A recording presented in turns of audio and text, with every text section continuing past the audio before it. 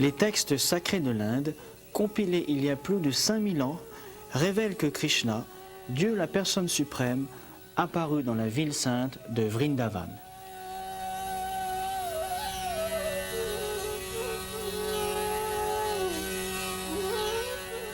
À cette époque, le roi Kamsa, un véritable tyran, désire conquérir le monde.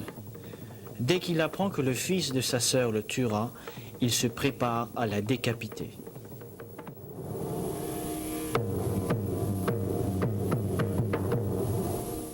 Mais heureusement, son époux Vasudev réussit à le pacifier et ainsi à éviter le pire. Devaki et son époux Vasudev sont tous deux de grands dévots du Seigneur et ils désirent ardemment que le Seigneur se manifeste comme leur fils. Répondant à leur désir, Krishna, Dieu la personne suprême, apparaît devant eux dans sa forme majestueuse dotée de 4 bras, puis, à la requête de ses parents, assume la forme d'un enfant ordinaire. Afin de protéger son fils de la colère du roi Kamsa, Vasudev emmène le Seigneur chez Nanda Maharaj à Vrindavan et traverse la rivière Jamuna.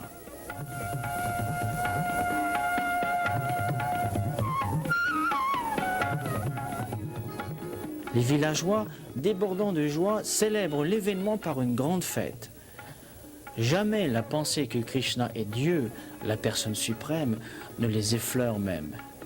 Pour eux, il est un enfant merveilleux, à qui tous donnent leur amour.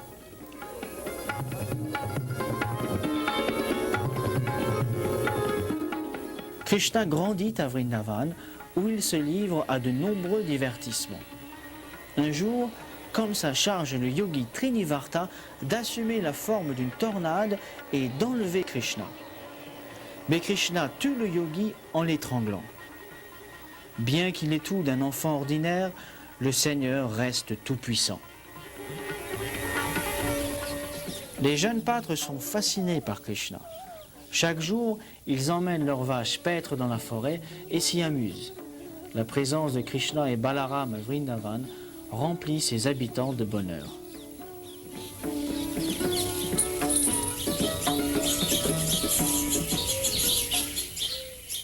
Et aujourd'hui encore, Vrindavan est la demeure de Krishna.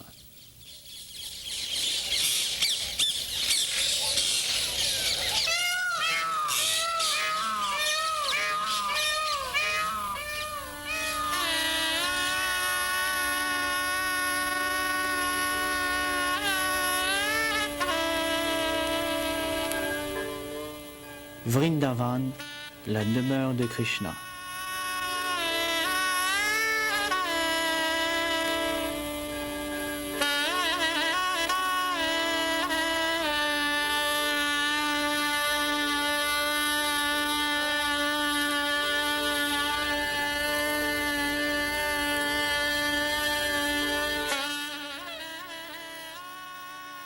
Les eaux sacrées de la Jamuna, où se baignent les pèlerins, arrosent Vrindavan de 3 côtés.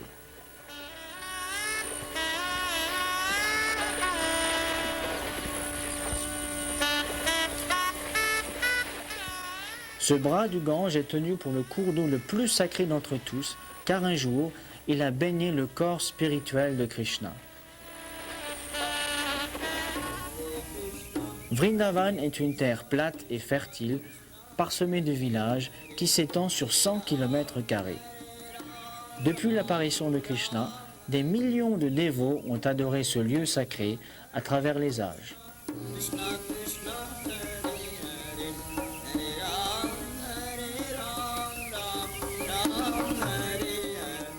Le temple le plus ancien de Vrindavan, Madan Mohan, date du XVIe siècle.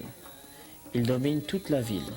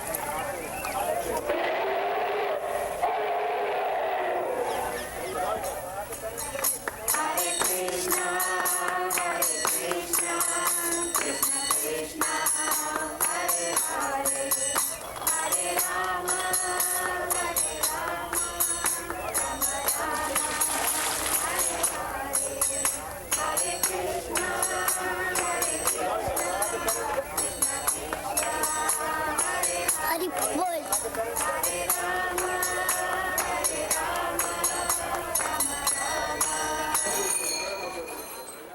Vrindavan est situé à 140 km sud-est de Delhi et ses 30 000 habitants sont tous des dévots de Krishna.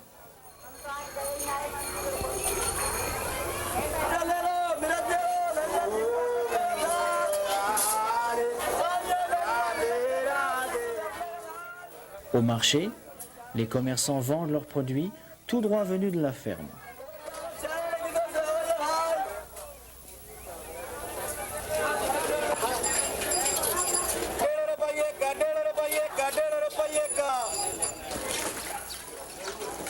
On y trouve entre autres des confiseries à base de lait et de céréales,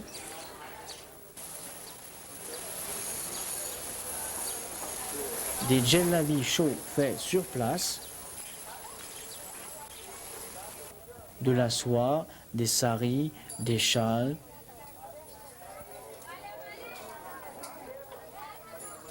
et tout le nécessaire à l'adoration de Krishna.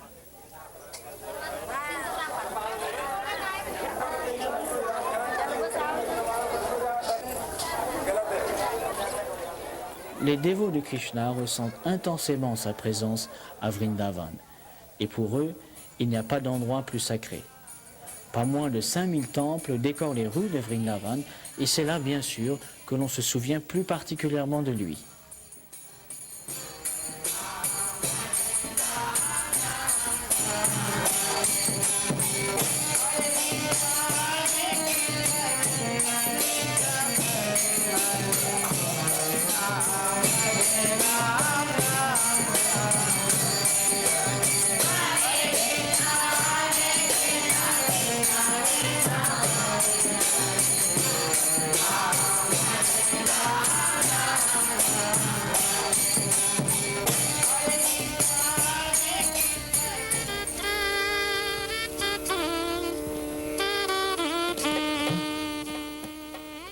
Nombre de ces temples recèlent des peintures et des sculptures d'artistes de grand talent, dont les œuvres dépeignent les divertissements de Krishna.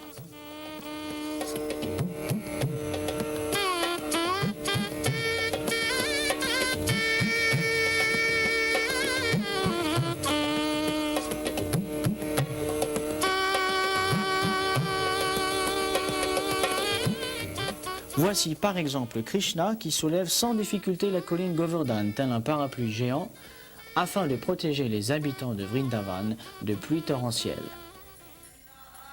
Le temple de l'Association internationale pour la conscience de Krishna, achevé en 1975, attire des visiteurs de toute l'Inde et d'ailleurs. La renommée de Vrindavan s'étend de plus en plus dans le monde et ce temple accueille des visiteurs de tous horizons. On peut, en ce lieu idéal, s'initier aux pratiques et à la philosophie du service de dévotion offert à Krishna. L'hôtel international attenant au temple offre aux visiteurs les conditions d'hébergement les plus modernes et satisfaisantes.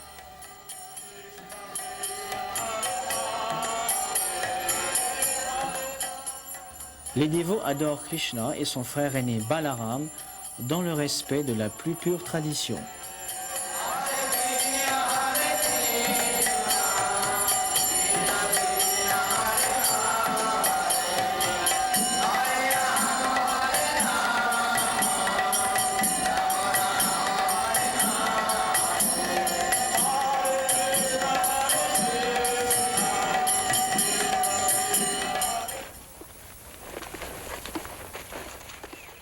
Krishna a personnellement montré que le mode de vie idéal est tout empreint de simplicité. Et c'est ainsi que vivent la plupart des habitants de Vrindavan.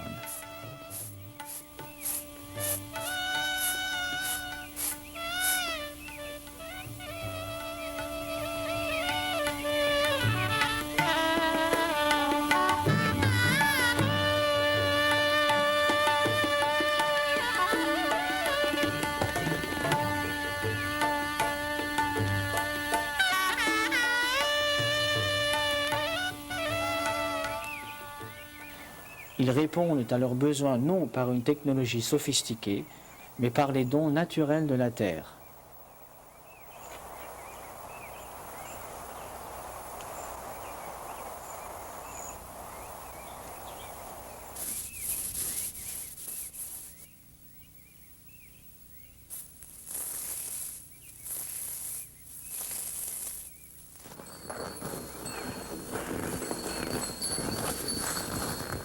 Le bœuf aide à produire les céréales et la vache donne son lait. C'est ainsi que les habitants de Vrindavan vivent sainement, naturellement, tout en absorbant leurs pensées en Krishna.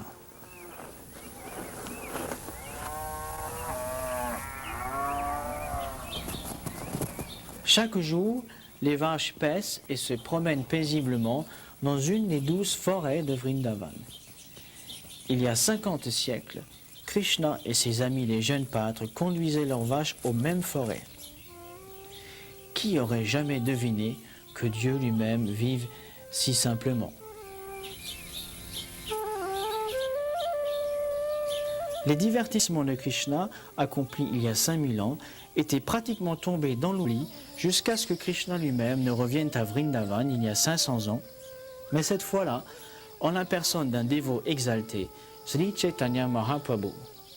Immergé dans l'extase de l'amour spirituel, Chaitanya Mahaprabhu errait à travers les forêts de Vrindavan, plongé dans le souvenir des divertissements de Krishna.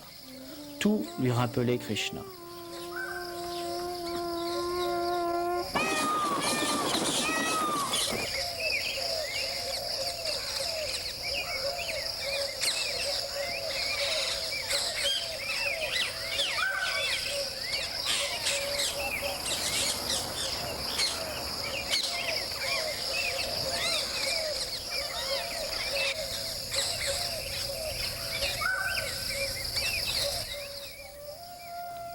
Il reconnut la rivière Jamuna, celle-là même que Vasudeva avait traversée, portant Krishna pour aller chez Nanda Maharaj à Nandagram.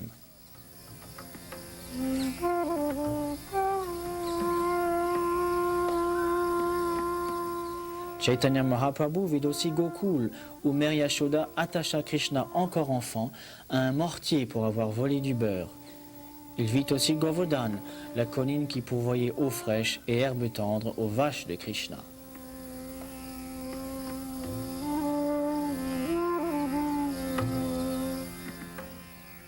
Après s'être baigné ici, à Govindakund, Chaitanya Mahaprabhu se mit à danser d'extase devant la murti de Krishna. Là, à Kshirghat, Krishna joua un beau tour aux gopis, les jeunes villageoises de Vrindavan.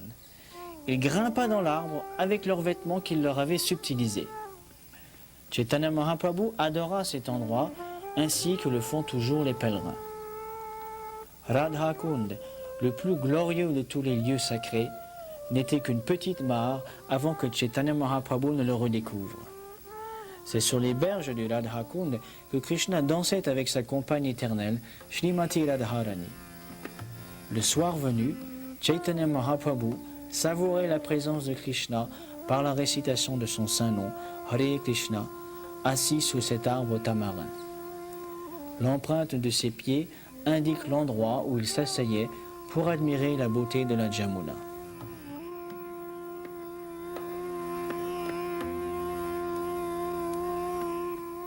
C'est au XVIe siècle que les principaux disciples de Sri Chaitanya Mahaprabhu, les 6 Goswamis, remirent en évidence les lieux sacrés de Vrindavan. C'est dans la cour du temple de Radha Damodar que les 6 Goswamis se rencontraient pour étudier et discuter la science de la conscience de Krishna.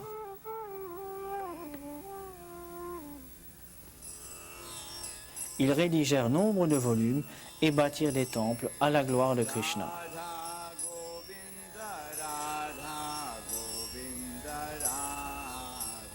Goswami the pran dhana hai Radha Govinda Radha Govinda Radhe Radha Govinda Radha Govinda Radhe Radha Madan Mohan Radha Madan Mohan Radhe Sanataner pran dhana hai Radha Madan Mohan Radha Madan Mohan Radhe Radha Damodara Radha Damodara Radhe Jiv Goswami the pran dhana hai Radha Damodara Radha Damodara Radhe Lorsque Gopal Bhatta Goswami, le fondateur de ce temple, eut le désir d'avoir en sa possession une murti de Krishna qu'il pourrait adorer, Krishna se manifesta personnellement à lui dans sa forme de Radharaman. Cette murti est toujours adorée de nos jours avec toute l'opulence qui lui est due.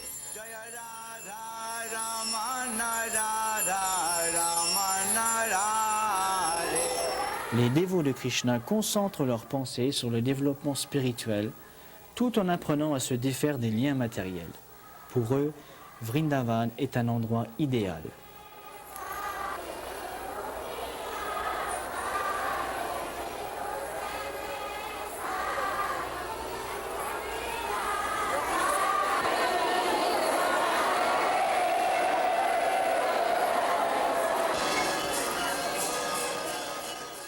Des milliers de pèlerins se joignent aux habitants de Vrindavan pour célébrer des fêtes spirituelles telles Govardhan Puja. Un festin est traditionnellement offert au Seigneur avant d'être distribué à tous. L'assiette offerte directement à Krishna sur l'autel est considérée comme particulièrement précieuse et elle est distribuée également à tous, riches ou pauvres.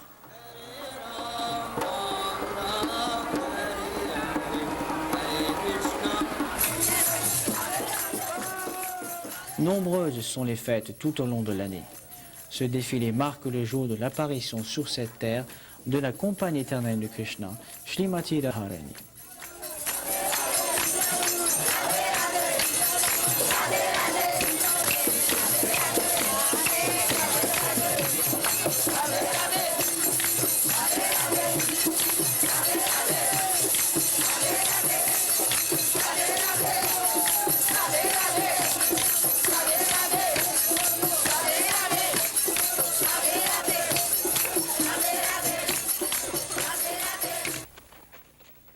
Parfois, les dévots font une marche de 50 km pour faire le tour de la contrée de Vrindavan.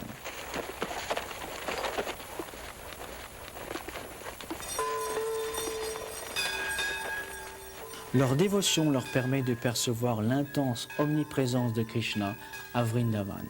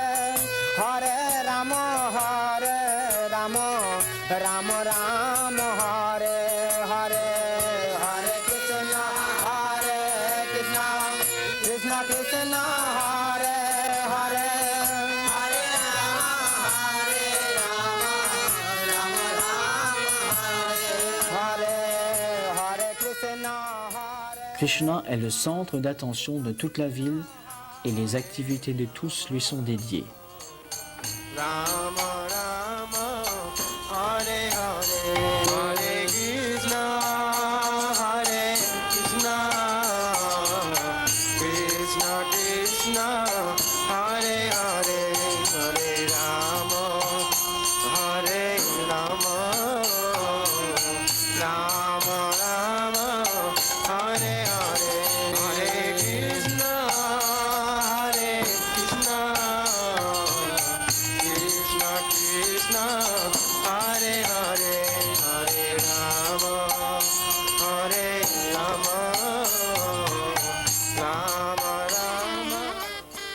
Pouvoir apprécier pleinement Vrindavan requiert une attitude d'humilité, une étude sobre et un esprit libéré de tout préjugé. Ces qualités permettent de développer progressivement l'amour et la dévotion pour Krishna.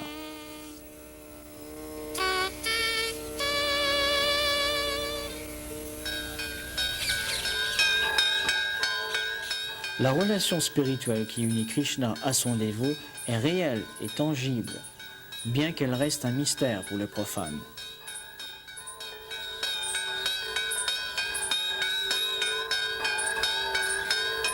Les textes sacrés de l'Inde, les Védas, présentent la prière suivante. J'adore Krishna, le Seigneur originel, dont la beauté est la couleur d'un nuage chargé de pluie et qui est toujours immergé dans la félicité de ses divertissements amoureux. J'adore Krishna, qui réside éternellement à Vrindavan, où chaque parole est musique et chaque mouvement un pas de danse. Vrindavan est la demeure suprême de Krishna et il est accessible à tous.